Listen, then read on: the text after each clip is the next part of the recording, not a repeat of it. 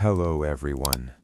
Imagine that in the cool hush of a dim room, you hold a small, pale object, a bone worn smooth by years underground, and for a moment the world narrows to one soft question. What happened here? Old stories offered dramatic answers, ritual songs, whispered charms, a miracle under moonlight. Science answers more like a careful friend, small traces, patient repairs, marks that say someone once stayed. Tonight, we do not decide which answer is truer. We listen to both voices as if to two resting guests. We let myth offer warmth and mystery, and we let quiet evidence offer steady, gentle facts. We breathe with the rhythm of discovery, slow, attentive, respectful. No hurry, no how-to, just the soft unfolding of an idea that people always cared, in stories and in acts, and that both kinds of truth can be tender company as you let sleep come. The journey begins not with a step forward, but with a settling in. Imagine you are standing at the threshold of a quiet room. It is a space designed for looking, for holding still. Perhaps it is the back room of a small, dusty museum where the light filters through high windows and shafts of molded gold. Perhaps it is a low, canvas-covered trench in a field where the smell of rain and old earth rises to meet you. Or perhaps it is simply a seat beside a dim hearth where the fire has burned down to a bed of glowing, patient coals. The air here is different. It is cooler, slower. It feels thick with time, as if the minutes have decided to stop rushing and simply pool on the floor like honey. You step inside. The noise of the outside world, the traffic, the clocks, the demands, fades away instantly. It is replaced by a hush that wraps around your shoulders like a heavy, woolen blanket. You are safe here. You are alone, but you are not lonely. You are in the company of the past. You move to a small table in the center of the space. It is a sturdy surface, made of old wood that has been polished by the elbows of many thinkers before you. You run your hand across it. It is cool and smooth. You begin to prepare the space for our work tonight. This preparation is a ritual in itself, a way of telling the mind that it is time to slow down. First, you lay out a cloth. It is a square of soft, dark velvet, or perhaps a piece of clean, unbleached linen. You unfold it slowly. Flip, smooth, settle. You press it flat with your palms, ironing out the creases of the day. The fabric is a soft island on the hard wood. It is a place of honor for the things we will examine. Next, you place a small lamp nearby. It is not a bright light. It is a warm, amber glow contained within a glass chimney or paper shade. You light it. The flame sputters for a second, then catches, blooming into a steady, tear-shaped light. It casts long, gentle shadows that dance on the walls. It creates a circle of intimacy. Anything inside this circle is worthy of attention. Anything outside it can be forgotten for now. Finally, you place a notebook on the table. It is bound in leather or thick card, its pages creamy and inviting. You open it to a fresh page. You do not need a pen yet. The notebook is there to catch thoughts, not to force them. It is a symbol of readiness. You take a seat. The chair is comfortable, supporting your back, allowing your feet to rest flat on the floor. You settle into it. You feel your weight sink down, held by the furniture, held by the floor, held by the earth. Now, take 3 slow breaths. Inhale. Draw the quiet air deep into your chest. Smell the old paper, the dry wood, the faint scent of lamp oil. Exhale. Let the breath leave you slowly, carrying with it the static of the day. Inhale. Feel your ribs expand gently against your clothes. Exhale. Feel your shoulders drop away from your ears. Inhale. Imagine the air as a calming mist, filling you with stillness. Exhale. You are here. You are ready. Tonight, we are going to practice a special kind of listening. Usually, the world asks us to choose. It asks us, is this true or is that true? Is it science or is it story? It demands a verdict. But here, in this quiet room, we do not need a verdict. We are not judges, we are guests. We are going to listen to two voices. They are gentle voices, ancient and patient. The first voice is the voice of story. It is the voice of myth, of folklore, of the grandmother whispering by the fire. It speaks in symbols and songs. It tells us about spirits that mend bones with light, about rivers that wash away pain, about words that have the power to heal. This voice offers warmth. It offers meaning. It tells us why people cared. The second voice is the voice of evidence. It is the voice of science, of archaeology, of the careful eye looking at a magnifying glass. It speaks in small, hard facts. It points to a scratch on a stone, a healed line on a bone, a tiny seed trapped in the dirt. It tells us how people cared. It is a quiet, steady voice, full of respect for what actually happened. We will not make these two voices argue. We will invite them both to the table. We will let them sit side by side on the velvet cloth. We will listen to the story and let it warm us. Then we will look at the evidence and let it ground us. Imagine them as two friends who have traveled a long way to be here. One wears a cloak of feathers and sings in a minor key. The other wears a coat of dust and holds a small measuring tape. They are different, but they are not enemies. They are both trying to answer the same question. How did we take care of each other in the dark? As you listen tonight, you do not need to memorize anything. There will be no test. You do not need to decide which version is right. You only need to let the images float through your mind like leaves on a slow river. Let the lamp light flicker. Let the shadows soften. Let the voices murmur in your ear. This is a time for wonder, not for work. It is a time to hold a question in your hand like a smooth stone, turning it over and over, feeling its weight, enjoying its texture. So, settle back. The cloth is laid. The lamp is lit. The book is open. The room is hushed. The voices are ready to speak. Listen. Your eyes adjust to the amber light of the lamp. The rest of the room has receded into a comfortable, blurry darkness, leaving only the small circle of illumination on the table. In the center of that circle, resting on the dark velvet cloth, lies an object. At first glance, it is unassuming. It is not gold. It does not glitter. It is not a gemstone that catches the fire. It is quiet. It is matte. It absorbs the light rather than reflecting it.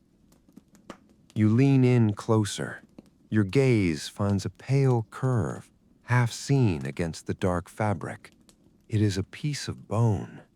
It is not a whole skeleton, nor a frightening shape. It is a fragment, a small crescent moon shape that fits easily within the cup of a hand. It has been taken from the earth, and the earth has stained it. It is no longer the stark, bright white of the living. It has mellowed. It is the color of old ivory, of dried parchment, of sand found on a shaded beach. There are hues of tea and honey swirled into its surface, the signature of the soil that held it for thousands of years. Look at the shape of it. It is gentle. There are no sharp edges here. Time is a polisher, and the years underground have acted like a slow river, wearing away the roughness. The ends of the bone are rounded and soft. porous like a sponge, darker than the smooth shaft in the middle. It looks patient. It does not demand your attention. It waits for it. It has waited for 5,000 years, or perhaps 10. What is another few minutes in the span of such endurance? Imagine reaching out your hand. You do not actually touch it. It is fragile, precious. But your mind extends a finger to trace the line of it. Imagine the texture. It looks smooth, like a bar of soap that has been used until it is thin. It looks cool to the touch. If you were to pick it up, it would feel lighter than stone, but heavier than wood. It possesses a specific density, a density of history.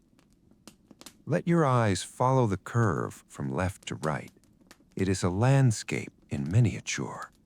Here, the surface is perfect, an unbroken plane of pale cream. But there, further along the shaft, the light catches a variation. The texture changes. It becomes slightly uneven, a little thicker, a little rougher. The light casts a tiny shadow across a ridge. It is a disruption in the symmetry. This is not a break. It is the opposite of a break. It is a mending. It is a place where the bone was once separated and where it knitted itself back together. It is a scar, but in the language of this room, a scar is not an ugly thing.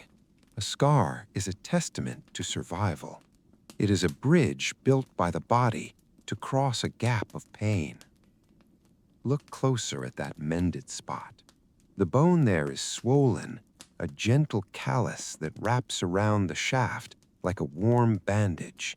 It is the body's way of reinforcing the weak point. It is the biology of care made visible in calcium. It says, "This place was broken, so I made it stronger."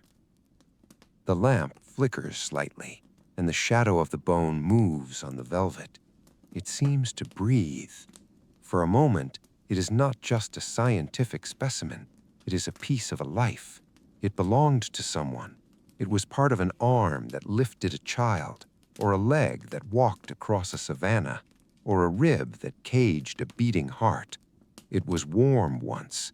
It was wrapped in muscle and skin. It felt the sun and the rain. Now it is here, silent and still. It has traveled a long journey to rest on this table. It has survived the decay of the flesh. It has survived the pressure of the earth. It has survived the forgetfulness of time. It remains. It is a messenger. You feel a sense of wonder rising in your chest. It is a quiet wonder, mixed with respect. How small this object is, yet how much it holds. It holds the memory of a fall, an accident, a moment of sharp fear. But it also holds the memory of the recovery, the weeks of resting, the slow, invisible work of the cells stitching themselves back together. You trace the curve again with your eyes. Smooth, rough, smooth. It is a rhythm. It is the rhythm of life. We break, we mend, we go on. The bone is a physical map of that journey. The color of the bone seems to shift as you watch it. In the center, where the lamp shines brightest, it is almost translucent, glowing with an inner light. At the edges, it fades into the brown of the shadows. It is beautiful in a stark, elemental way. It is stripped of all pretense. It is the core of who we are. There are tiny pores visible on the surface, microscopic dots that once carried blood and life. They are like the grain in wood, a texture that draws the eye in. You could get lost in the geography of this one small object. You could spend an hour just mapping the variations in color, the beige, the ochre, the gray. It is a silent witness. It has no voice to tell you its name or the name of the person it belonged to. It cannot tell you if it was a man or a woman, a hunter or a weaver. That identity is lost, but the experience is not lost. The experience is written in the callus. I healed. That is the only sentence it speaks. I healed. And because it healed, we know something else. We know that this person did not die when they were hurt. They lived long enough for the bone to knit. Weeks, months. In a harsh world, in a time before hospitals, before casts, before pills, they survived. How? The question floats in the air like a dust mote. How did they survive? Who brought them water? Who kept the wolves away? Who sat by them in the dark when the pain was bad? The bone implies a second presence, a healer, a friend, a mother. You cannot see them, but they are there, invisible in the negative space around the object. The bone is the evidence of the patient, but it is also the evidence of the caregiver. You let your gaze soften. The bone becomes just a shape again, a pale curve in the dim light. It is restful to look at. It demands nothing. It simply exists. It is a piece of the deep past that has surfaced to keep you company tonight. You imagine the silence of the earth that held it for so long, the deep, heavy quiet of the soil. The bone rested there, safe and undisturbed, while empyreans rose and fell above it, while cities were built and destroyed, while languages changed. It waited, and now it rests here, in the gentle hush of the library, or the museum, or your own quiet room. You breathe in the stillness. You feel a kinship with this little white curve. You too have known what it is to need mending. You too have known the slow patience of recovery. The bone is a mirror. It reflects your own resilience. You sit for a moment longer, just sharing the space with it. The lamp burns steadily. The velvet holds it gently. The air is still. The bone is a small, pale moon in the night sky of the table. It shines with the soft, steady light of survival.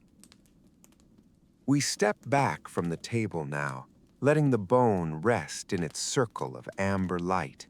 We close our eyes, and the room dissolves. We are traveling backward, not in time, but in feeling. We are moving from the cool observation of the present to the warm, flickering imagination of the past. Imagine a different kind of light. It is not the steady glow of a lamp, but the restless, dancing light of a fire. It is night. The air is cold, smelling of pine needles and snow. But here, inside the shelter, a round hut made of skins and bent wood, or a cave mouth protected by a heavy curtain of hides, it is warm. The heat is heavy and smoky. It hangs in the air, wrapping around everything like a shawl. In the center of this warmth sits a figure. Let us call her the keeper. She is old, perhaps, or simply wise in the way that makes age irrelevant. Her hands are busy. They are moving in the firelight, tying a small knot in a piece of red cord, or grinding dried leaves into a powder between two stones. Grind, hush, grind. The sound is rhythmic, a soft percussion underneath the crackle of the fire.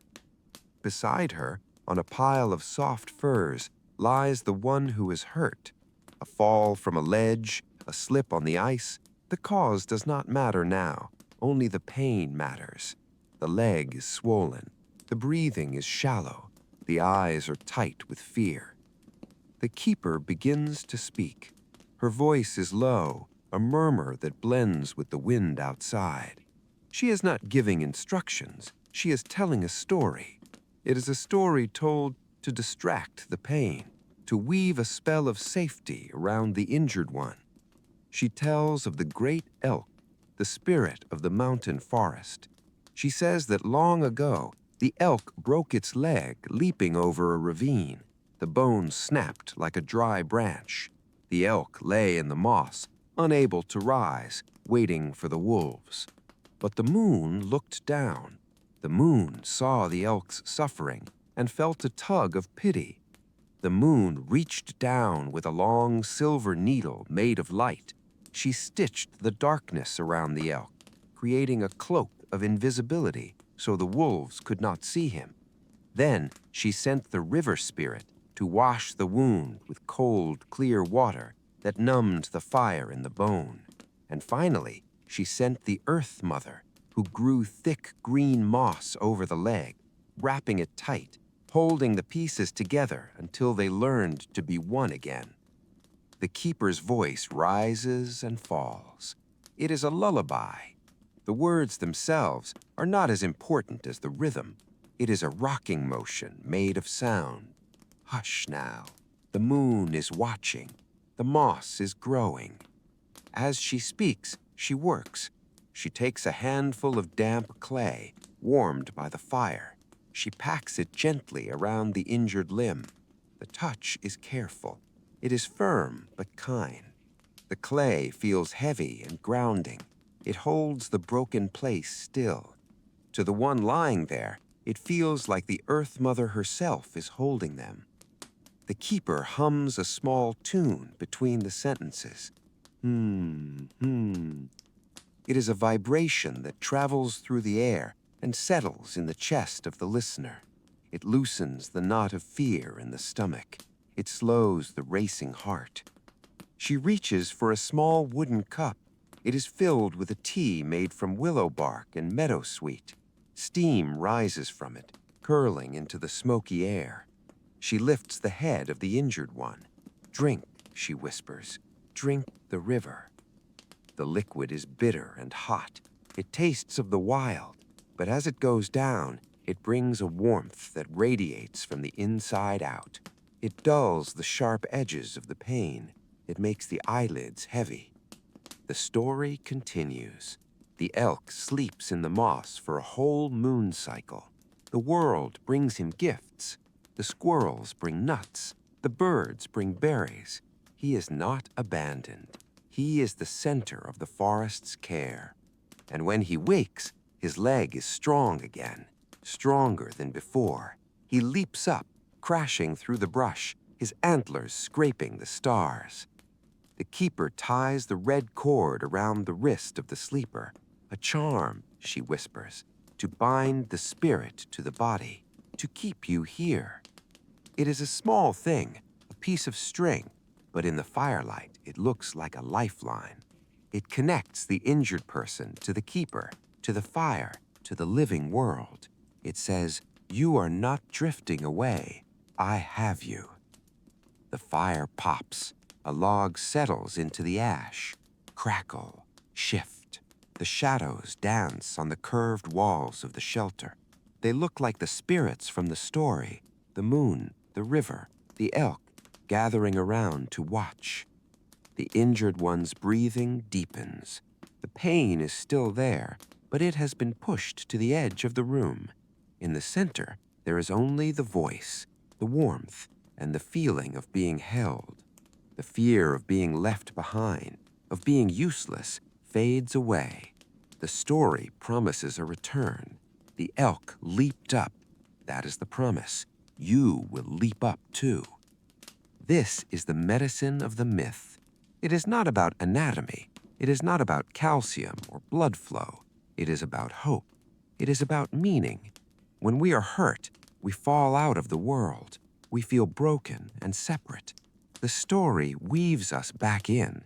It tells us that our pain is part of a larger pattern, a pattern that includes healing. The keeper stops speaking. She sits back, watching the sleeping face. She feeds the fire one more branch. She is the guardian of the night. She is the first nurse, the first doctor, the first friend. She doesn't know the names of the cells knitting the bone together.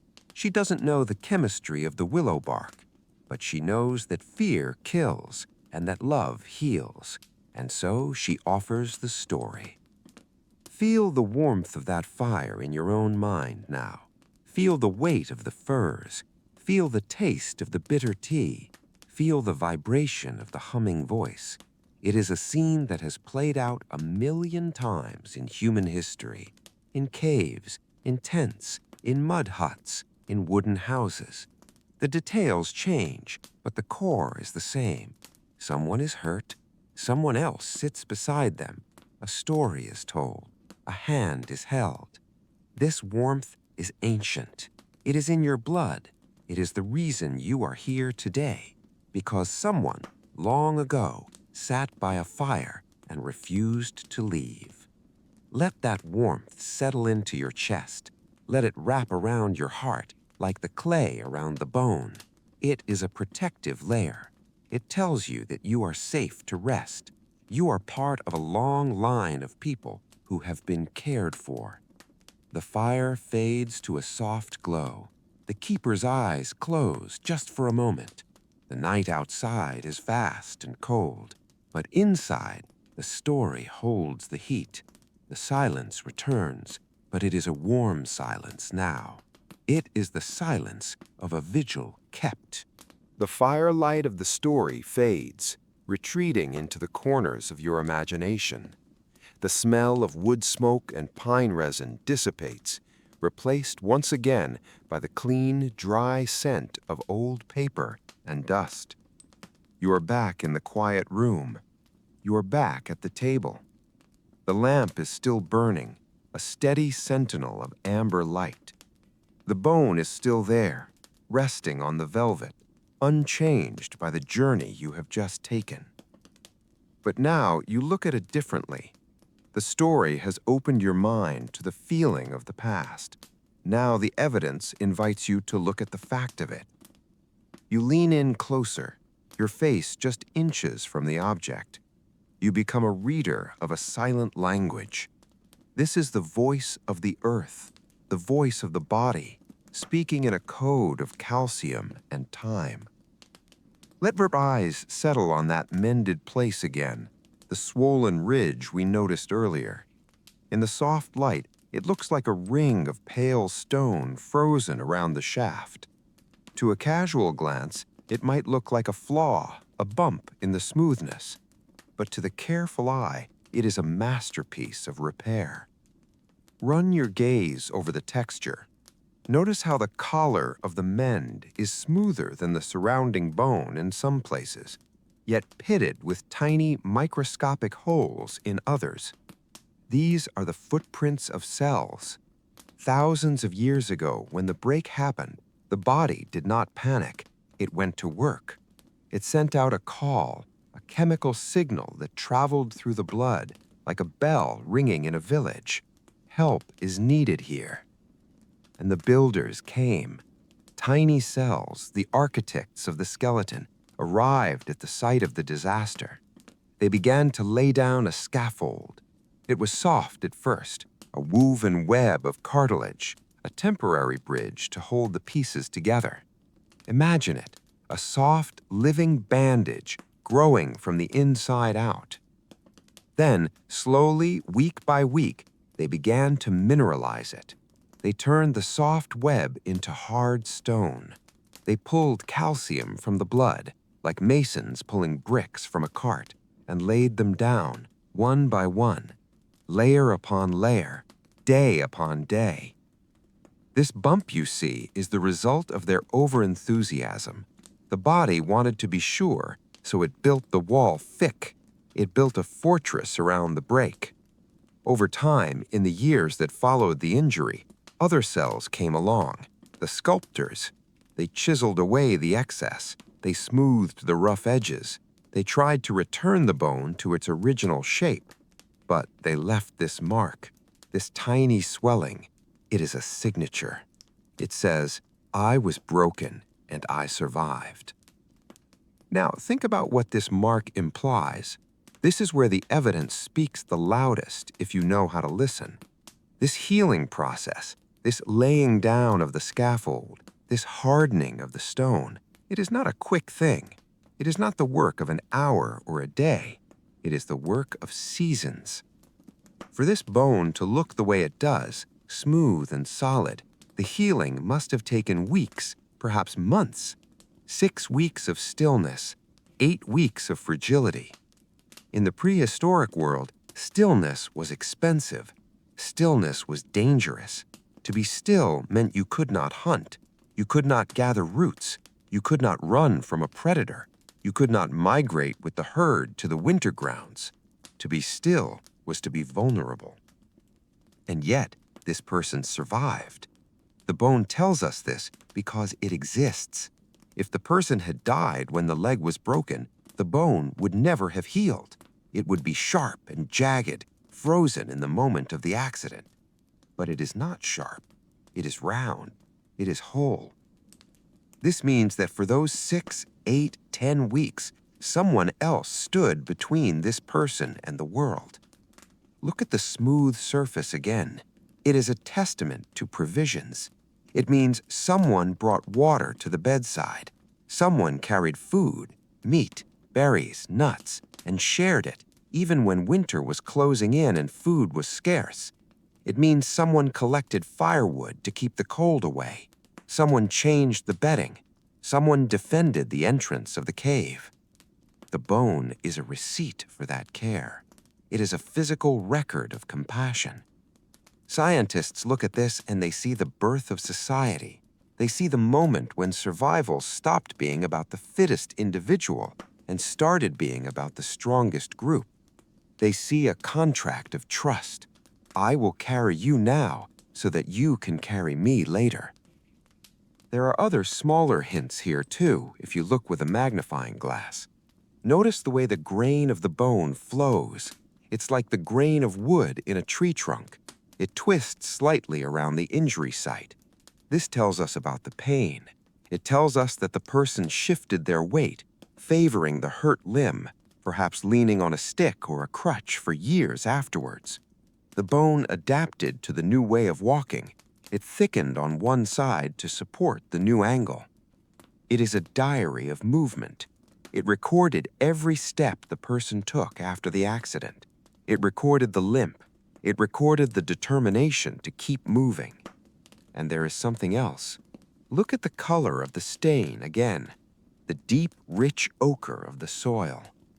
This tells us about the burial.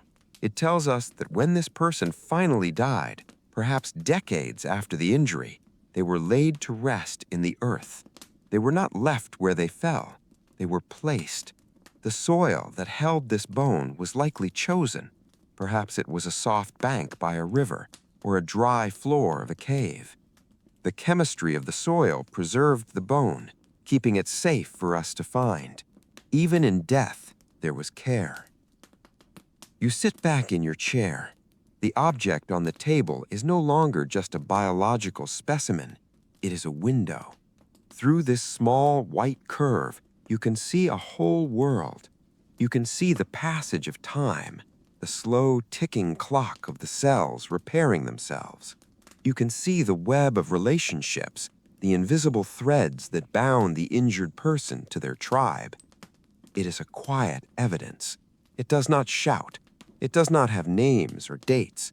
It cannot tell you the color of the person's eyes or the sound of their laugh, but it tells you the most important thing, that they were loved, or at least valued enough to be saved. The silence of the room feels fuller now. It is filled with the presence of that ancient patience. You can almost feel the weight of the weeks passing, the long days of sitting, the watching of the shadows moving across the floor, the slow return of strength. You breathe with this idea. Healing is slow. We often want it to be fast. We want the magic spell, the instant cure. But the evidence says that true healing is a partnership with time. It is a daily work. It is a process of small repairs, repeated 1,000 times. One cell at a time, one layer at a time, one day at a time. The bone rests on the velvet. It is finished with its work. It has nothing left to do but tell its story. And you, the listener, have nothing to do but witness it. You are the receiver of the message. The lamp burns on. The shadows hold their breath. The evidence rests, steady and irrefutable, a white stone of truth in the center of the dark. We leave the hard, bright certainty of the calcium and return to the soft, shifting shadows of the imagination. The evidence on the table has told us how the body healed, the cellular work, the time, the nutrition, but it cannot tell us how the mind healed. It cannot tell us how a person lying in the dark with a broken leg kept despair at bay. For that, we need the second voice again. We need the voice of myth. Imagine the night again, not the night of the museum, but the night of the mountain. It is vast and absolute. The stars are not just decorations, they are the only map, the only clock, the only light. Inside the shelter, the injured person wakes. The pain is a sharp, jagged thing. The weeks of lying still have become a heavy burden. The mind begins to wander into dark places. Will I walk again? Will the tribe leave me? Am I broken forever? To answer these fears, the people did not give a lecture on biology. They gave a story. They offered a picture that the mind could hold on to, a visualization that brought comfort where there was only fear. Listen to the story of the star stitcher. The elders would sit close to the bedding, their voices weaving the tale until it seemed to hang in the smoke above the fire. They spoke of a spirit who lived on the highest peak, the place where the stone touches the sky. She was the weaver of light. She did not spin wool or flax. She spun the light of the stars. When a bone was broken, they said, it was because the shadow spirit had cut the line of life. The bone was lost in the dark, but the star stitcher could find it.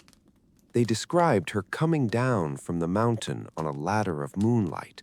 They described her needle, a long, slender sliver of clear ice taken from the glacier that never melts. They described her thread, a filament of pure silver light drawn from the constellation of the hunter or the bear. In the story, she would enter the tent silently. She would kneel beside the sufferer. She would not cause pain. Her touch was as cold and numbing as the winter wind.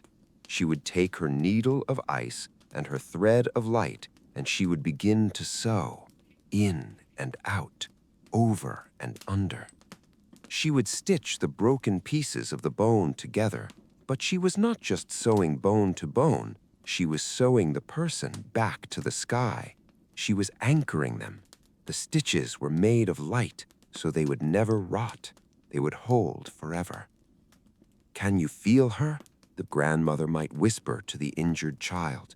Can you feel the cold needle? Can you see the silver thread?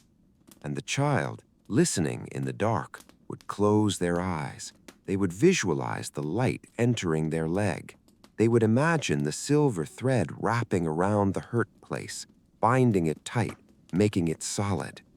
The image gave them a job to do. Instead of fighting the pain, they focused on the light. They visualized the mending. This myth was not a lie. It was a tool. It was a piece of psychological technology. It took the abstract, terrifying concept of injury and turned it into a manageable narrative of repair. But the myth was not just about the spirit. It was about the ritual that surrounded it. Healing was not a private act. It was a communal performance. Imagine the sound of the village at night. The injured person was not left in silence. The people knew that silence could be heavy, so they filled it with sound. They created a sonic blanket to cover the patient. They would gather around the hearth. They would not shout or chant loudly. They would hum. It was a low, resonant drone, like the sound of bees in a summer hive. It was a sound that vibrated in the chest. It was a sound that said, "We are here. We are a wall around you." The humming would rise and fall, a tide of human breath. It was hypnotic. It matched the rhythm of the heartbeat. It slowed the pulse. It signaled to the nervous system of the injured person that there was no danger nearby. If the tribe was humming, the tigers were far away. If the tribe was humming, there was peace. Sometimes they would synchronize their breath. The healer would place a hand on the patient's chest and breathe with them. In, out, in, out. Then the person sitting next to the healer would match that rhythm. Then the next person. Soon the whole circle was breathing as one organism. This was the shared breath. It was a way of sharing the load. It was as if they were saying, "Your lungs are tired, so let us breathe for you. Your strength is low, so borrow ours." In the story of the Star Stitcher, the community played a part too. They were the ones who held the ladder for her. They were the ones who sang the clouds away so she could see the stars. The myth gave everyone a role. No one was helpless. The child bringing the water was carrying the river. The man stoking the fire was feeding the sun. The woman humming was calling the light. The injured person lay in the center of this web of meaning. They were not a broken object to be discarded. They were the focus of a cosmic drama. The stars, the mountains, and the people were all working together to make them whole again.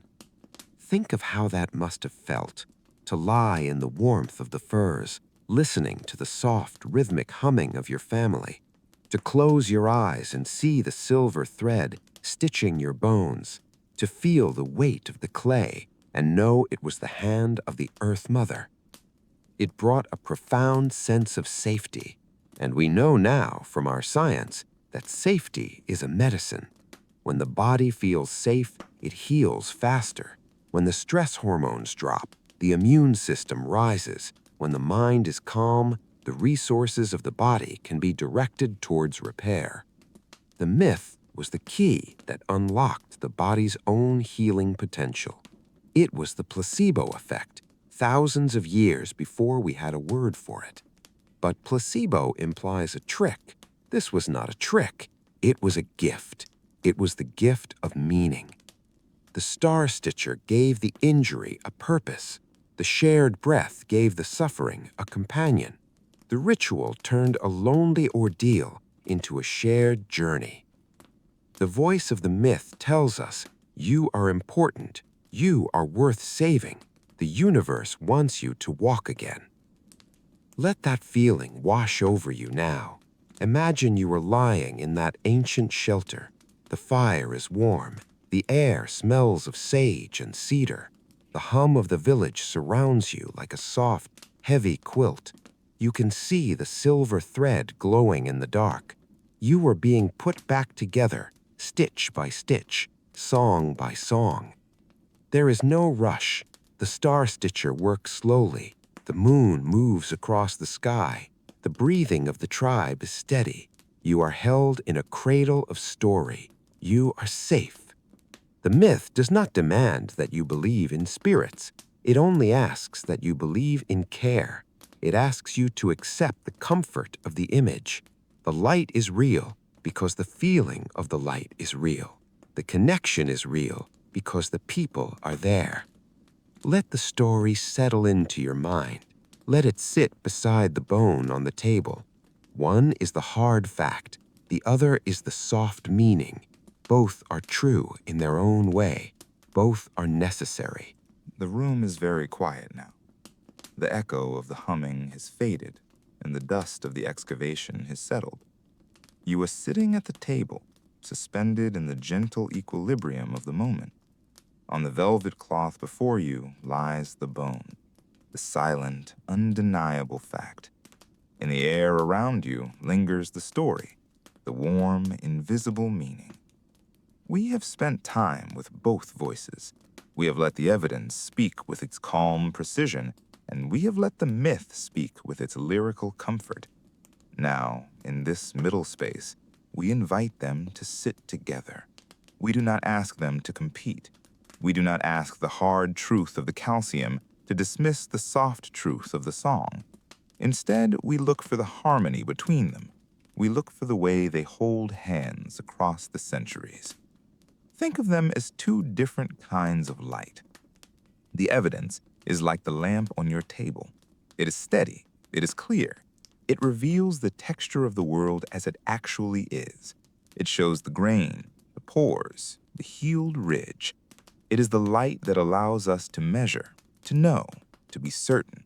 It is the light of the morning sun hitting the archaeological trench, showing us exactly where the object lies. It gives us the what and the when. It anchors us to the physical reality of the earth. It says, this happened. This person lived. This person broke.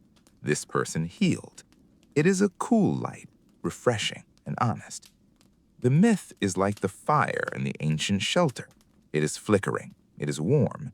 It casts long, dancing shadows that turn ordinary objects into magic. It does not measure the world. It interprets it. It changes the shape of things to make them easier to bear.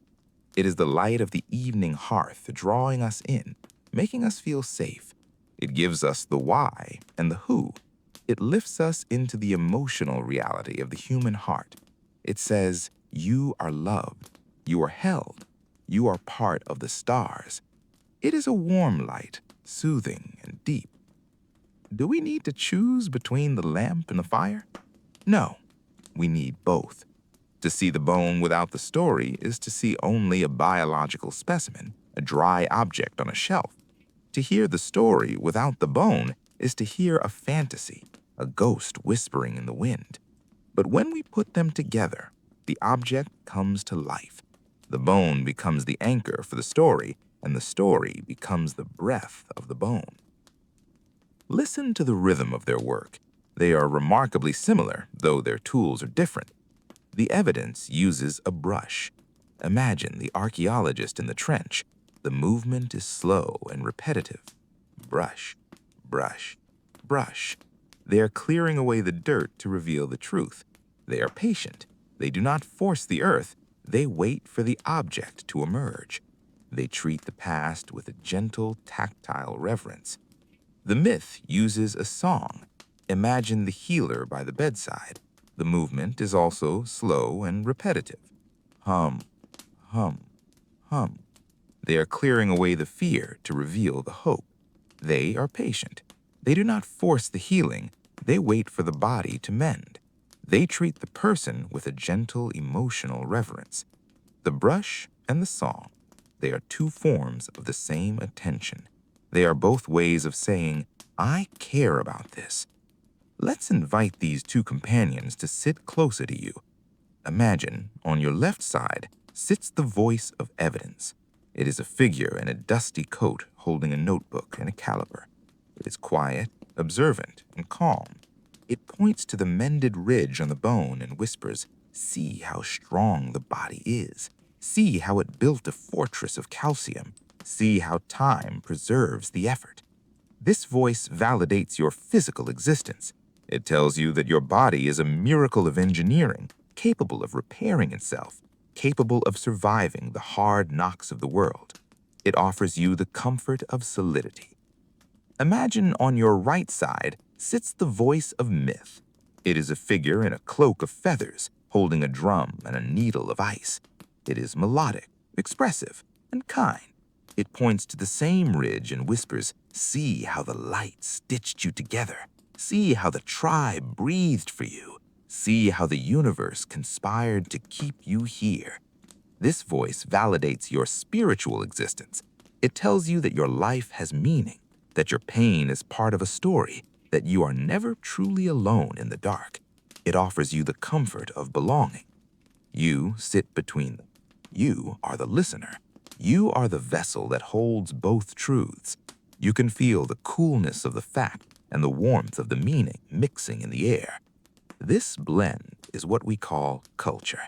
It is the way humans have always survived. We build shelters of stone to keep out the rain, and we build shelters of story to keep out the despair. We use splints of wood to hold the leg and splints of song to hold the spirit. We are creatures of both matter and mind. Look at the bone on the table again. It is no longer just a white curve. It is a meeting place. It is where the biology of the repair meets the sociology of the care. That tiny swelling on the shaft, It is the place where the food brought by the sister became the calcium laid down by the cell.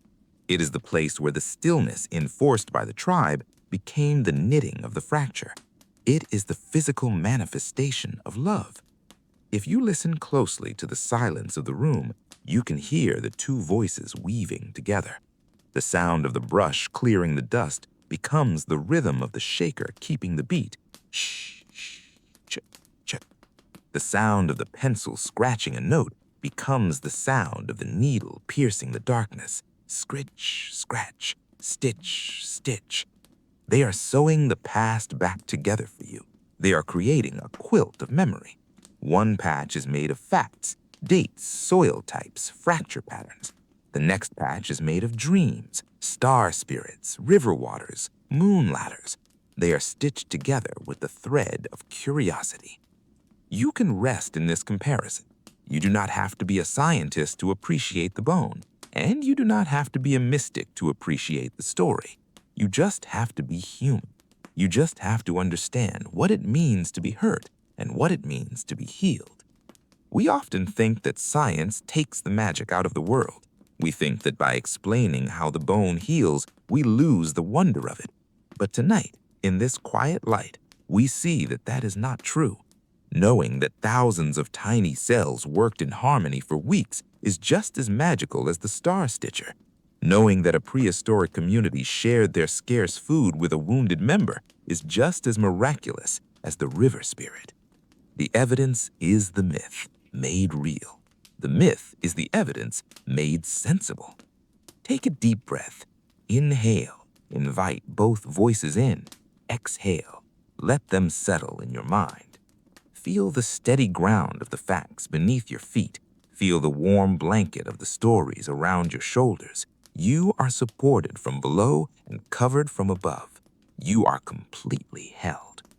The lamp flickers once, a gentle pulse of light. The bone rests. The notebook waits. The two guests, science and story, sit back in their chairs. They are satisfied. They have told you their secrets. They are content to just sit with you now in the companionable silence of the library, watching the shadows, breathing the quiet air, keeping watch over the long, slow night of history. The bone is the center of our attention, the protagonist of this silent play. But it is not alone on the table.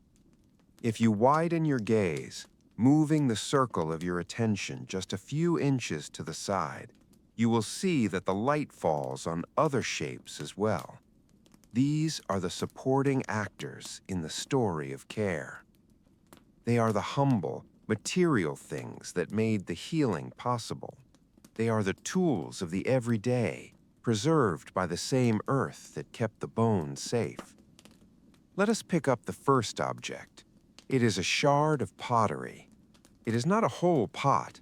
The vessel it once was shattered thousands of years ago, perhaps dropped by a tired hand or broken by the shifting of the soil. But this piece remains. It is roughly triangular, the size of a palm. Look at the color.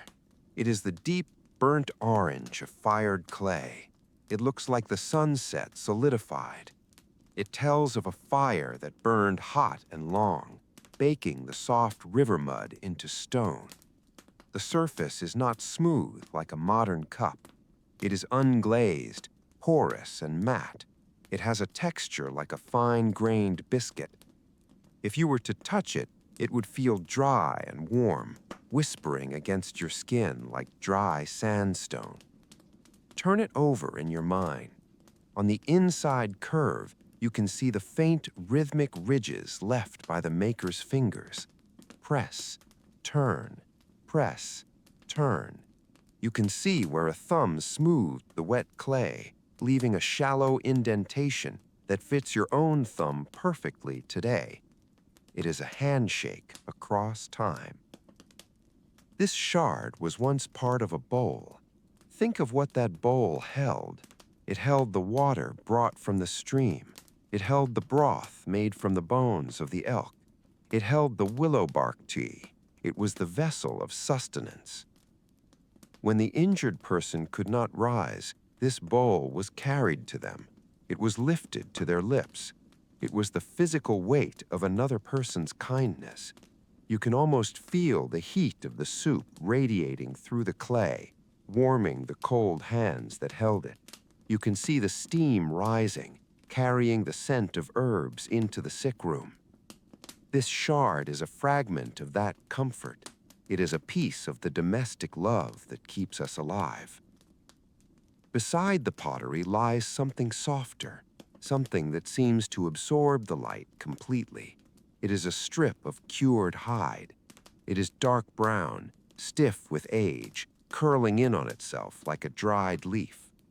It looks brittle now, fragile enough to snap if you bent it. But use your imagination to soften it. Imagine it as it was when it was new. It would have been supple then, worked by strong hands until it was as soft as fabric. It would have smelled of wood smoke and animal musk, a rich organic scent. It was a strap, perhaps, or a binding. Think of the leg with the broken bone. It needed to be held still. It needed support. This strip of leather might have been the lashing that held the splints in place.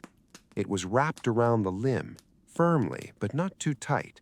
Loop, pull, tuck.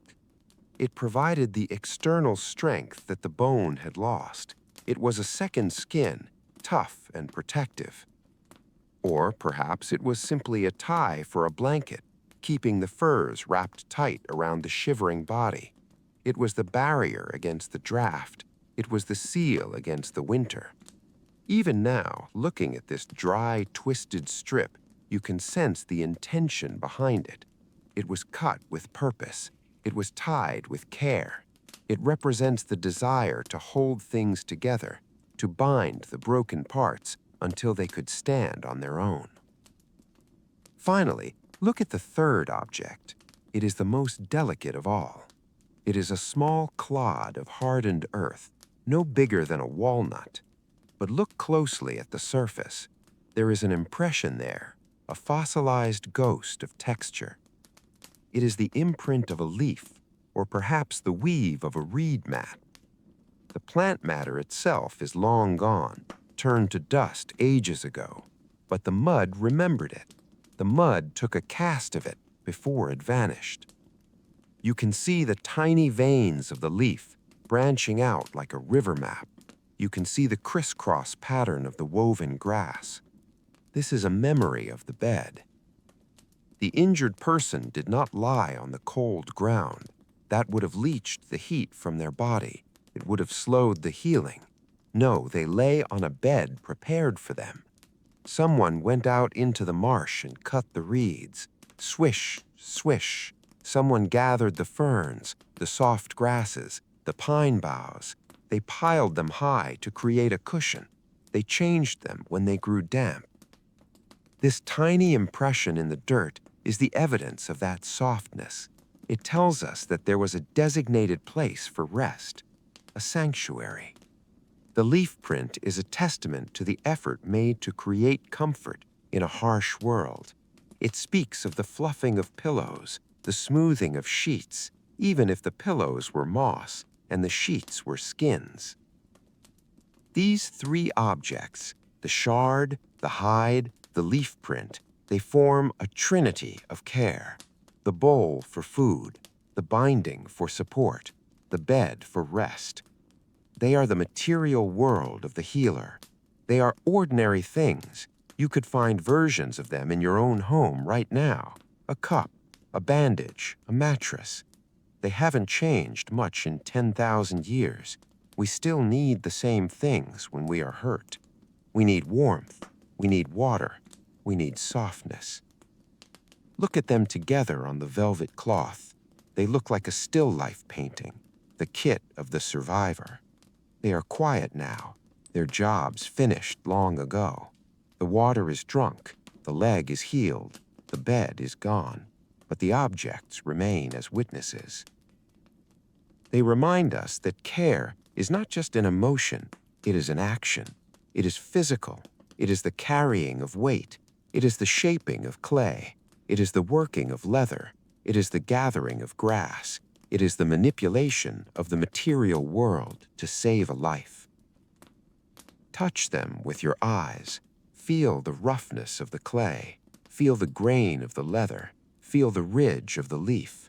They are textured with history. They are heavy with the specific gravity of love. Imagine the hands that held them, hands stained with earth and soot, hands with dirt under the nail scales, hands that were tired but kept working.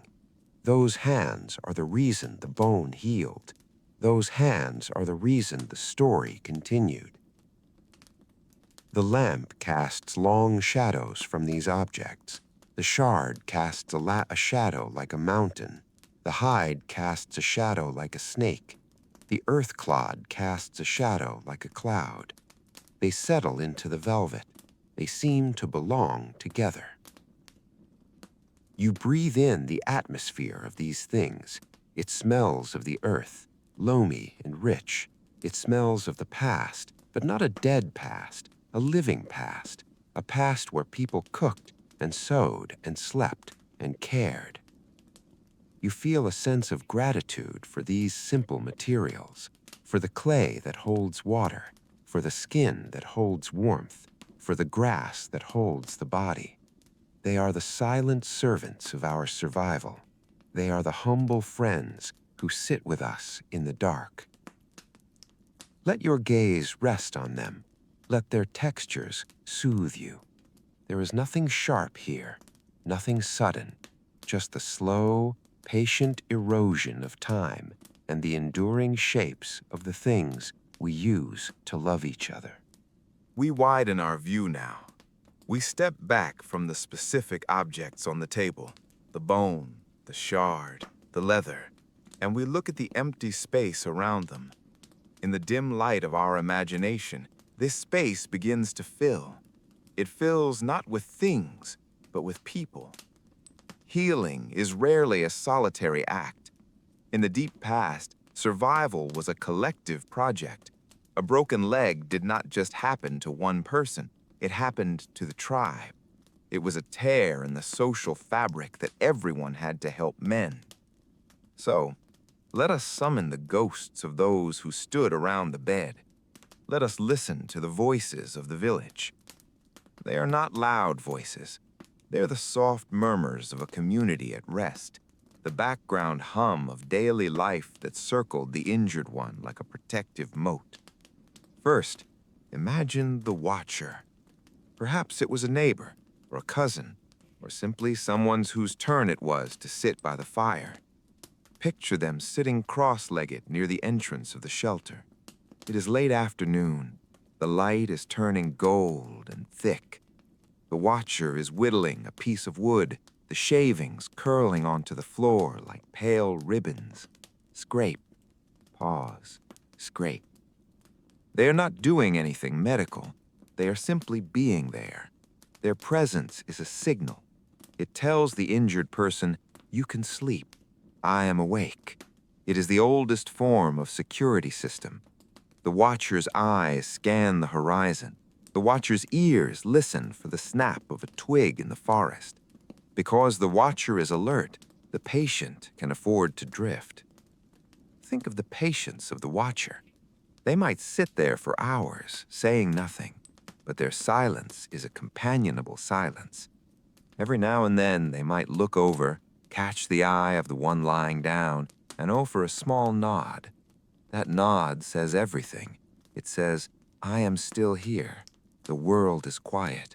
Go back to the dream. Next, imagine the carrier. Likely a child, or perhaps a younger sibling.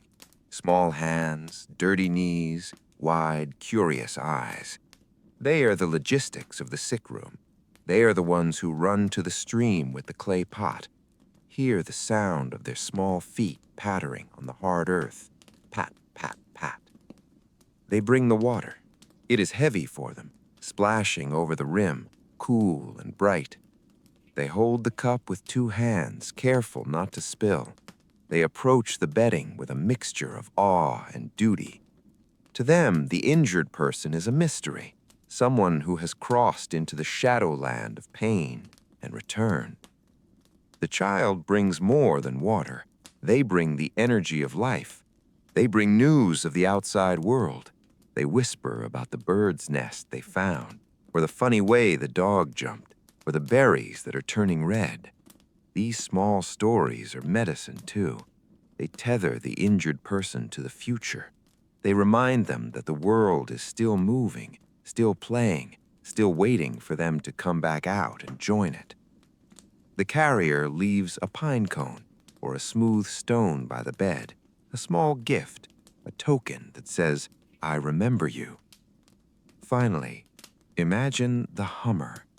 This is the elder, the one with gray hair and hands like gnarled roots. They sit close to the head of the bed, almost in the shadow. They do not need to do much. Their work is the work of atmosphere. They begin a low sound, deep in the throat. It is not quite a song.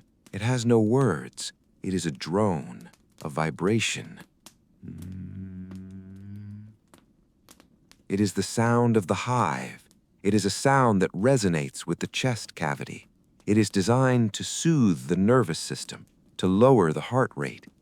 The elder knows, without knowing the science, that sound can touch pain. Perhaps they are remembering their own injuries decades ago. They are remembering the cold winters, the hunger, the fear. They are pouring that experience into the hum. They are saying, "I survived, and so you will survive." They are knitting a blanket of sound to cover the fear. The hum blends with the crackle of the fire and the wind outside. It becomes the soundtrack of the healing process. Days turn into nights, and the hum is always there, a steady river of reassurance. See the web of care that these people create. It is invisible, but it is strong. The watcher protects the space. The carrier sustains the body. The hummer soothes the spirit. There were others, too. The hunter who brought the extra portion of meat, knowing the bone needed strength.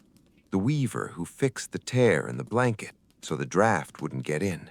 The storyteller who came in the evening to recount the old myths, keeping the mind occupied. None of these people are named in the history books. Their faces are lost to time. But the bone on the table remembers them. That smooth, healed ridge of calcium is the monument to their effort. It would not exist without them. If they had walked away, if they had decided the burden was too heavy, the bone would be dust. But they didn't walk away. They stayed. This tells us something profound about our ancestors.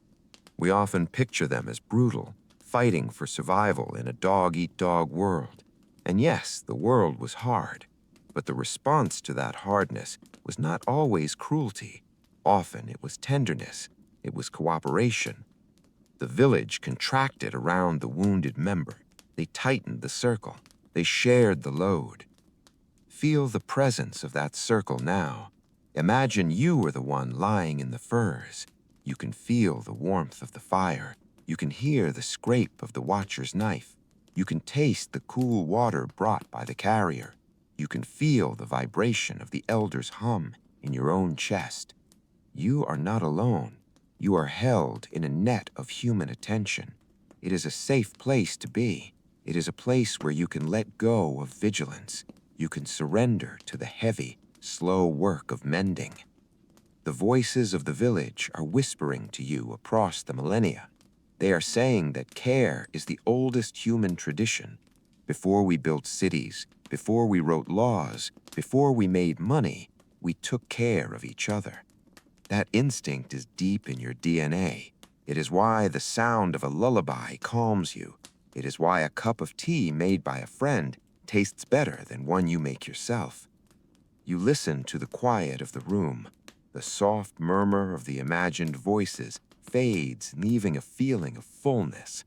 The empty space around the objects is no longer empty. It is charged with the memory of kindness. The bone, the shard, the leather, they are just the props. The real story is the people, the invisible choir of the past. standing guard over the fragile miracle of life. Let that feeling settle over you like a warm shawl. You are part of this lineage. You come from people who cared. The voices of the village recede into the gentle quiet of history, leaving us once again in the intimate circle of the lamp's light. We are back at the table. The crowd of ghosts, the watcher, the carrier, the hummer, has dispersed, but the warmth of their presence remains, soaking into the objects they left behind. We turn our attention back to the bone, the shard, and the leather. But this time, we are not looking at them so much as we are looking into them. We are engaging in the act of reading. Not reading words on a page. Black ink on white paper is a shout compared to this whisper, but reading the silent, tactile language of the material world. This kind of reading requires a different kind of attention. It is not the sharp, hunting focus of the day, looking for an answer to snatch up. It is a soft, grazing focus.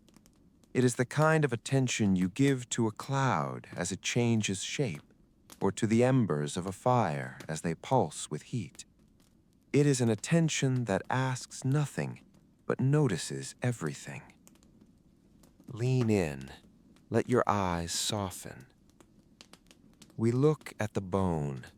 We see the mended ridge again, but now we look for the smaller marks, the ones we missed before. We tilt the object in the light. Shadows lengthen and shorten across its surface. There, do you see it? A tiny, faint scratch running parallel to the grain. It is barely visible, a whisper of a line. A scientist might call this a taphonomic mark, a sign of what happened to the bone after it was buried. Perhaps it is the scratch of a root that grew around it, embracing it in the soil. Or perhaps it is the mark of a tool, a flint knife that slipped during a meal long ago. We do not need to decide. The act of reading is not about forcing a verdict. It is about holding the possibility. If it is a root mark, it tells a story of the earth reclaiming its own. It speaks of the slow, gentle pressure of the soil, the way the forest grows over the memories of the people. It is a peaceful image, the bone resting in the embrace of the tree. If it is a tool mark, it tells a story of the living. It speaks of a meal shared, of hands working, of the daily business of survival. It is a busy image, the noise of the camp, the smell of roasting meat. We hold both stories in our minds. We weigh them lightly. We do not rush to close the book. In this room, uncertainty is not a source of stress. It is a source of space. It allows the imagination to breathe. Move your eyes to the pottery shard. Look at the fractured edge. It is rough, gritty, sparkling with tiny grains of quartz mixed into the clay. These grains are the temper added by the potter to make the clay strong. Reading this edge is like reading a recipe. It tells us that someone walked to the riverbank to get the sand. Someone crushed the old shells. Someone knew the secret mix that would keep the pot from cracking in the fire. You can almost see the potter's hands kneading the dough of the earth. Push, fold, turn. You can feel the grit under their finger fingers. This tiny broken edge is a library of craft. It records the knowledge passed down from mother to daughter, father to son. It records the patience of the drying rack and the fury of the kiln. We are not just looking at a piece of trash. We are looking at a frozen moment of expertise. We are acknowledging the intelligence of the hands that made it. Now, look at the leather strip. It is dark and twisted, but look closely at the end. Is that a fray, or is it a knot that was cut? If we read it as a cut, we see a moment of decision. The healing was done. The binding was no longer needed. A knife flashed in the sunlight, snip, and the leather fell away. The leg was free. The person stood up, tested their weight, and walked. The cut is the final punctuation mark in the sentence of the injury. It is the end of the chapter of pain. Reading these marks is a slow process. It cannot be hurried. It is a meditation.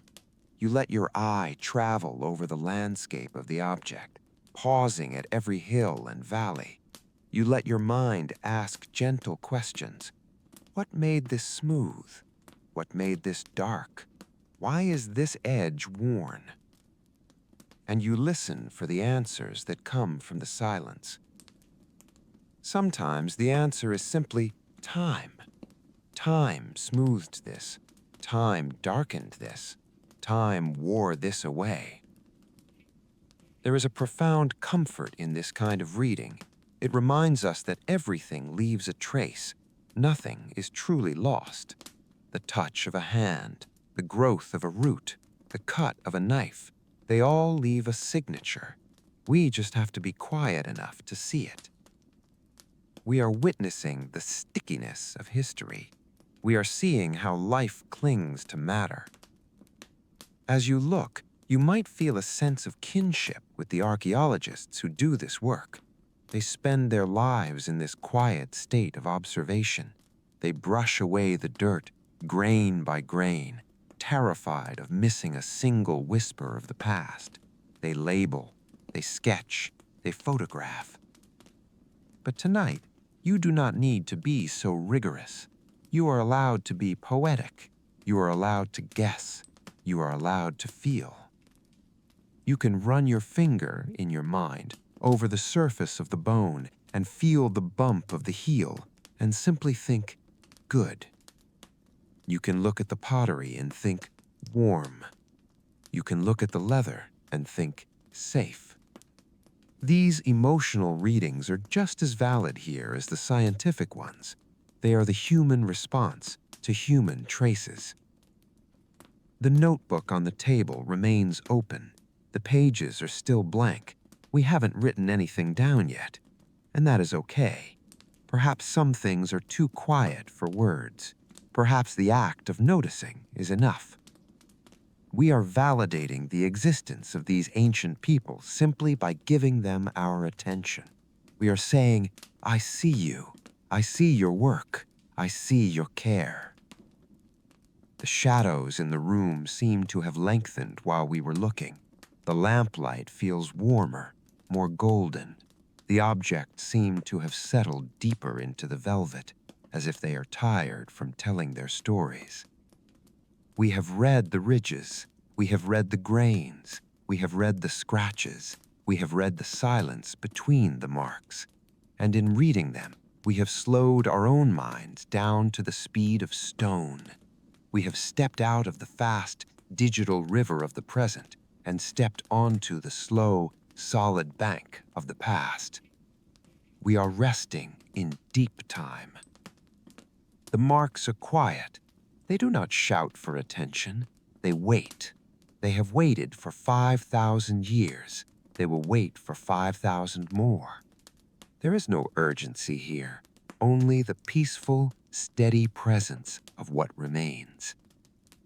You take a deep breath, filling your lungs with the quiet air. You exhale, letting go of the need to understand everything. It is enough to see. It is enough to wonder. The bone glows softly. The shard rests. The leather curls. The book waits. And you, the reader, sit in the gentle light, holding the quiet questions in your heart. The hour grows late. The lamp on the table seems to burn with a softer, more intimate light, drawing the circle of our attention tighter. The room has become a sanctuary of synthesis. We have spent the last hour listening to two distinct voices, the precise, quiet voice of evidence and the warm, melodic voice of myth. We have looked at the bone through the lens of the microscope, and we have looked at it through the smoke of the fire. Now, as the night deepens, we realize something profound. These two voices are not arguing. They are not pulling us in opposite directions. They are harmonizing. They are two different ways of holding the same fragile truth. Imagine, if you will, a large, beautiful bowl. It is made of the thinnest porcelain, translucent and delicate. This bowl represents the memory of the human past. It is precious because it holds everything, every life lived, every pain suffered, every kindness shared. But it is heavy. It is too heavy for one hand to hold alone.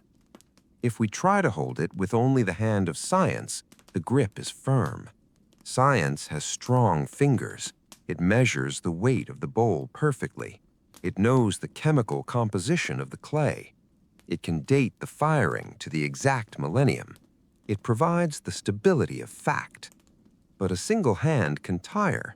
It can be cold. It can miss the emotional heat of the liquid inside the bowl. It captures the object, but risks losing the feeling. If we try to hold it with only the hand of story, the grip is warm. Story cups the bowl gently. It feels the heat radiating from it. It admires the painting on the side, the dragons, the heroes, the spirits. It keeps the memory alive with breath and song. But a single hand can shake. It can be unsteady.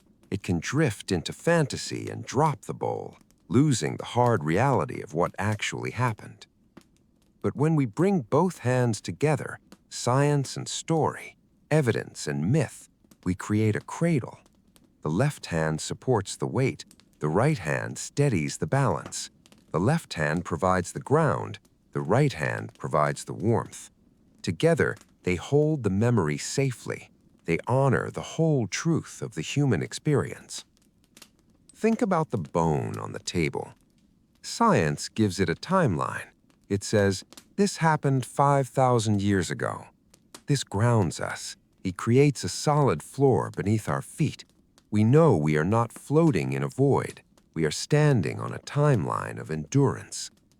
Story gives it a heartbeat. It says, this person was afraid, and then they were comforted.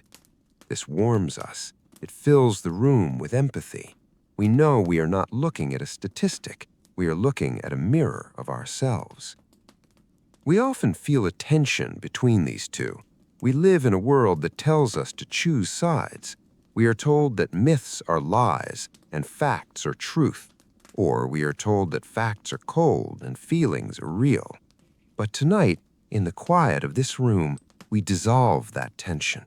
We see that they are simply different dialects of the same language, the language of care. Science is the language of the head, observing with respect. Story is the language of the heart, remembering with love. When the archaeologist brushes away the dirt, they are performing a ritual of care. When the elder tells the tale of the star-stitcher, they are performing a ritual of care. Both are saying, this matters. This is not to be forgotten. You, the listener, are the space where these two hands meet. You are the vessel that contains them both. You can marvel at the cellular regeneration of the bone and be moved by the image of the silver thread. You do not have to switch parts of your brain off. You can be whole. There is a deep peace in this realization. It means you are safe with both kinds of attention. When you look at the world through the eyes of science, you see the intricate, beautiful machinery of life. You see the patterns, the systems, the resilience of matter. You see that the universe is orderly and understandable. This brings a sense of calm capability. When you look at the world through the eyes of myth, you see the glowing, meaningful web of life. You see the spirits, the connections, the poetry of existence. You see that the universe is alive and listening. This brings a warm belonging. Tonight, we let them rest together. We let the notebook of the scientist lie open beside the drum of the storyteller. We let the caliper rest beside the feather. Think of the person who owned this bone. To the scientist, they are individual A, Paleolithic era. To the storyteller, they are the one who walked with the limp, or the child of the river. Both names are true. Both names are respectful. One locates them in the index of time. The other locates them in the family of man. We need the index, and we need the family. As you sit in the chair, feel the integration of these ideas. Let the logic of the evidence settle into your spine, making you sit tall and straight. Let the magic of the myth settle into your chest, making your breathing soft and deep. You are balanced. You are supported by the earth and inspired by the stars. The room feels complete now. There is no missing piece. We have gathered the physical traces, the bone, the shard, the leather. We have gathered the emotional traces, the song, the vigil, the care. We have woven them into a single tapestry. It is a tapestry of survival. It shows us that for as long as we have been human, we have been mending. We have been fixing what is broken. We have been using every tool we have, from the flint knife to the lullaby, to keep each other safe. Science records the mending. Story celebrates the mending. And tonight, we rest in the mending. The lamp burns with a steady golden flame. It does not flicker. The air is still. The conflict is gone. There is only the peaceful coexistence of all the ways we try to understand our lives. You can let go of the need to decide. You can let go of the need to be right. You can simply be present. You can be the holder of the bowl. Feel the weight of it in your hands, heavy with history, warm with humanity. It is a good weight. It anchors you. The silence of the room is not empty. It is full of this harmony. It is the silence of a library where the books are sleeping. It is the silence of a laboratory where the work is done. It is the silence of a temple where the prayer is finished. It is the silence of rest. The harmony of science and story has settled into the room, creating a stillness that feels deep and ancient. The bone on the table, the shard, the leather, they have told us about one specific life, one specific healing. But as the lamp burns lower and the shadows stretch out to cover the floor, our minds begin to drift further afield. We realize that this story is not unique. It is not a solitary event.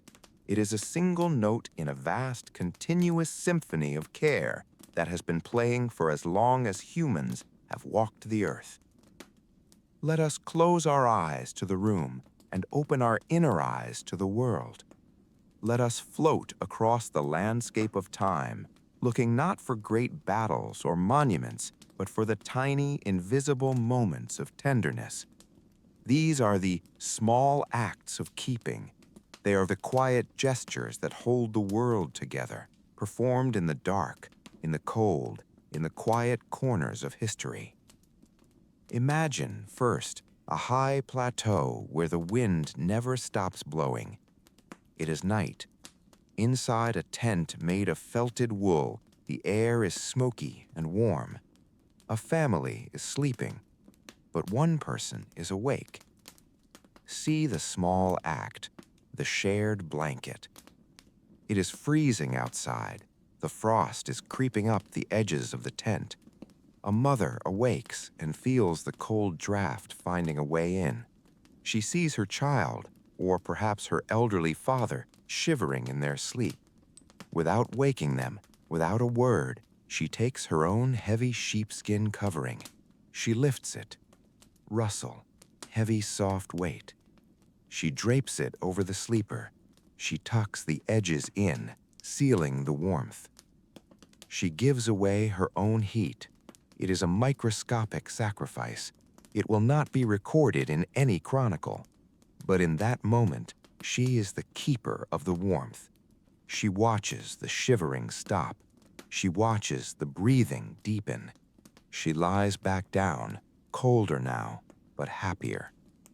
This act, the tucking in, the covering up, is a language of love that needs no translation. It happens in the felt tent.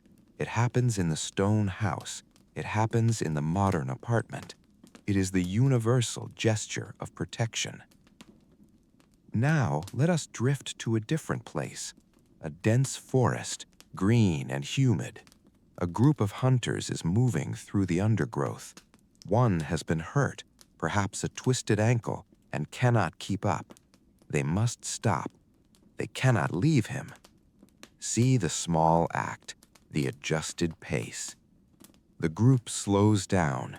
The strongest among them does not run ahead. He falls back. He offers a shoulder to lean on. Step, lean, step. They change their rhythm to match the injured one. They do not complain. They do not calculate the lost time. They simply adjust. At night, they make camp earlier than usual. They clear a space. One of them takes a piece of vine or sinew. He ties a knot around a branch near the sleeping place. See the small act, the knot of memory. It is a simple loop. Twist, pull, tight. It is a marker. It says, we stopped here. We rested here. It is a promise to the land and to each other. We are still together. The knot is a tactile prayer. It holds the intention of the group. It binds them to the moment. Long after they have left, the knot remains on the branch, weathering in the rain, a silent testimony that kindness passed this way. Now let us drift to a different place, a dense forest, green and humid, a desert cave where the stars hang low and bright like lamps. A fire burns at the mouth of the cave, keeping the lions away. Inside, someone is sick with a fever. They toss and turn, lost in the heat of their own blood. See the small act, the cool cloth. A hand dips a piece of linen into a bowl of water brought from the oasis. The cloth turns dark and heavy. Drip, squeeze. The hand places the damp cloth on the burning forehead. The shock of cool, the sigh of relief. The feverish person opens their eyes for a second, sees the face of the friend, and closes them again. They are not alone. Someone is watching the fire. Someone is watching the fever. See the small act, the vigil. The friend does not sleep. They sit with their knees pulled up, staring into the flames. They feed the fire stick by stick. Snap, crackle. They are the guardian of the breath. They listen to the inhaling and the exhaling. They are keeping the rhythm when the sick person cannot keep it for themselves. They are the anchor in the storm. This vigil is perhaps the most profound act of all. To give up sleep, the most precious resource, to watch over another. It is a silent statement of value. You are worth my wakefulness. These images drift by us like lanterns floating on a dark river. The hand smoothing the hair back from a sweaty brow. The spoon lifted to the lips of the one who cannot feed themselves. The song hummed in the dark to cheer away the nightmare. The splint carved from wood and polished so it won't chafe the skin. They are so small, they are almost invisible, but they are the glue of humanity. Science tells us we are successful because we are smart, because we make tools, because we have language. But the bone on the table tells us we are successful because we are kind. We survived the ice ages and the droughts, not just because we could hunt mammoths, but because when we broke our legs, we didn't die.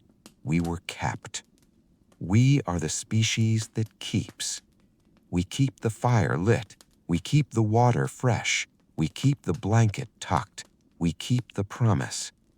Feel the cumulative weight of these acts, millions of them, billions of them, layer upon layer of care, building up the soil of history. You are resting on top of a mountain of kindness.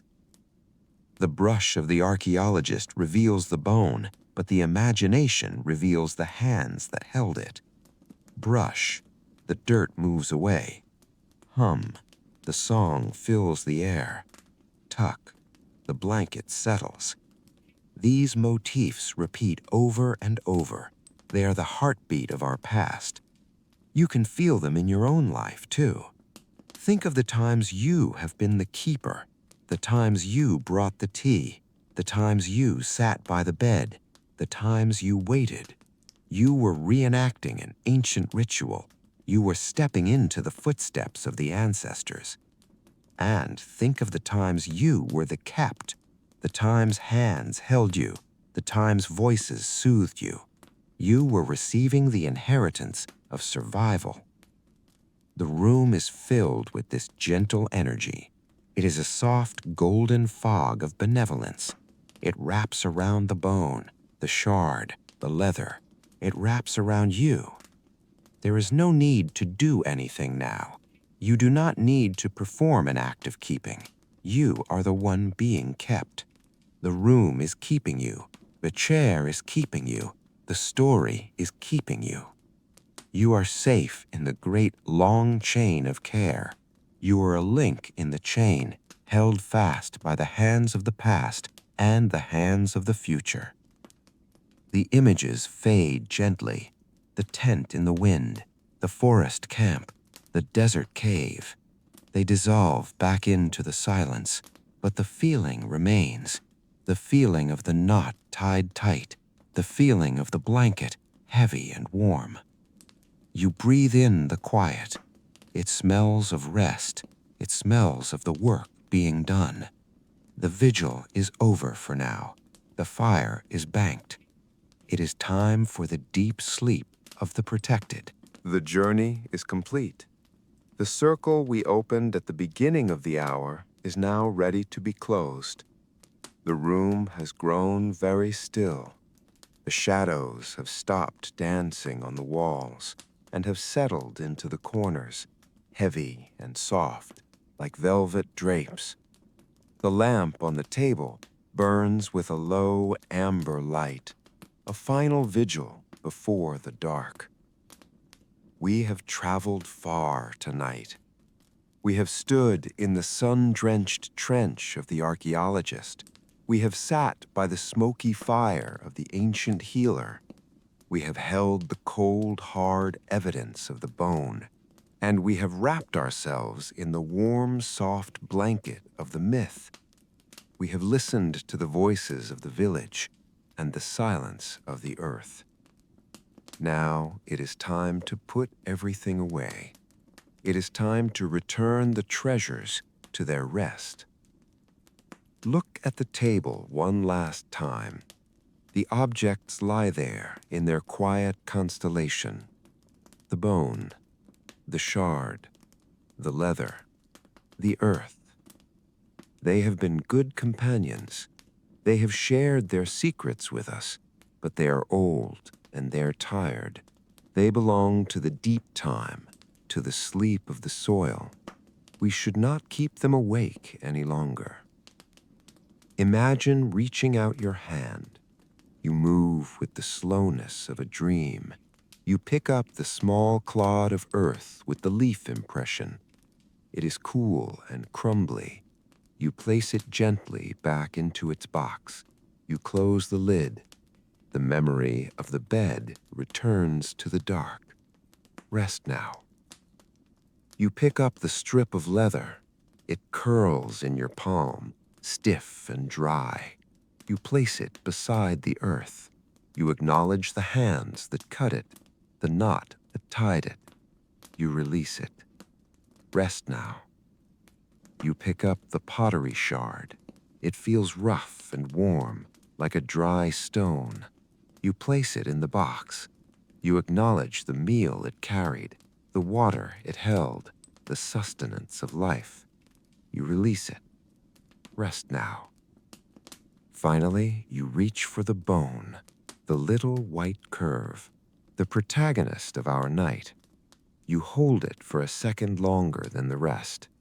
You run your thumb over the mended ridge one last time.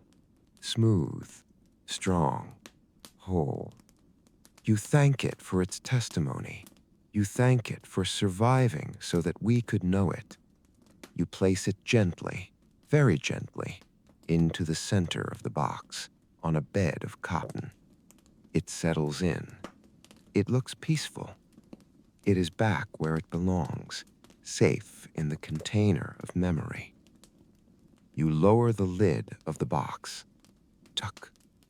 The sound is soft and final. The artifacts are put away. The evidence is secure. Now you turn to the tools of our looking. The notebook lies open on the table.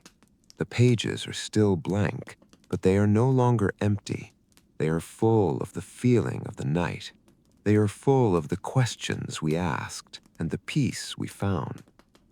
You do not need to write anything down. The heart records what the hand does not. You close the book.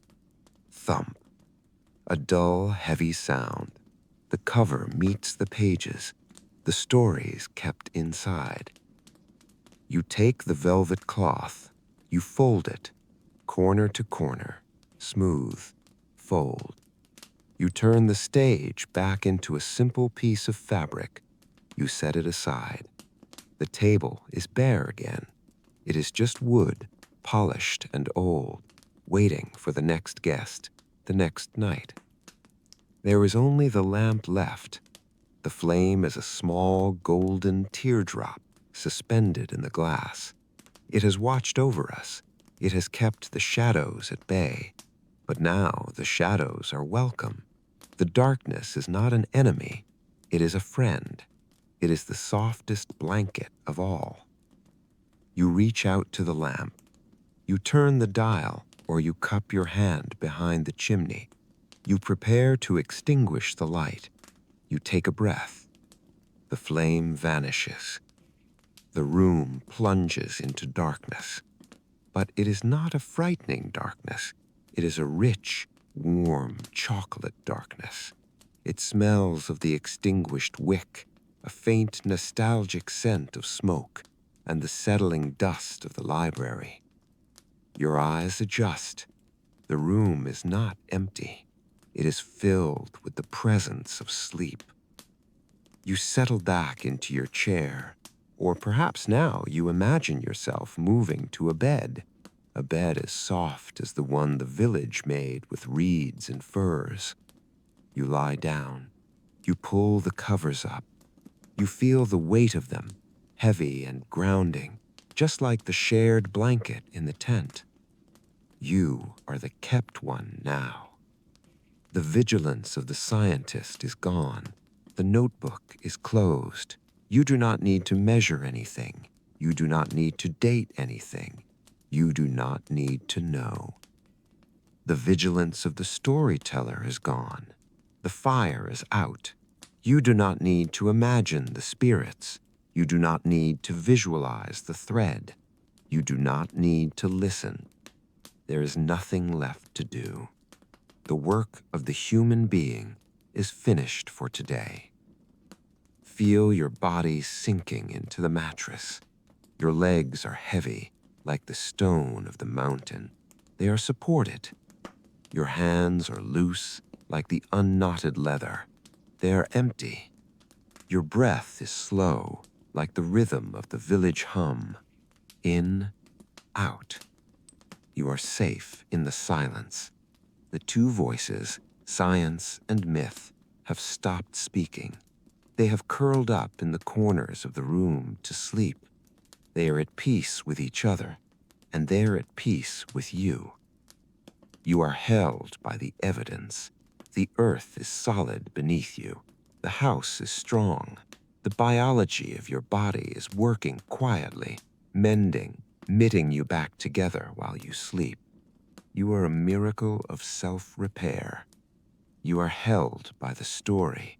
You are part of the long line of people who have slept through the night. You are watched over by the memory of love. You are connected to the stars. Let the images of the night drift away. The white bone, the red clay, the silver thread, the amber light. They float off like leaves on a dark stream, carrying you with them toward the ocean of sleep. The stillness is absolute. The past is resting. The present is resting. You are resting. There is no bone to mend. There is no shard to glue. There is only this soft, dark wholeness. Good night, watcher. Good night, keeper. Good night, friend. Rest now.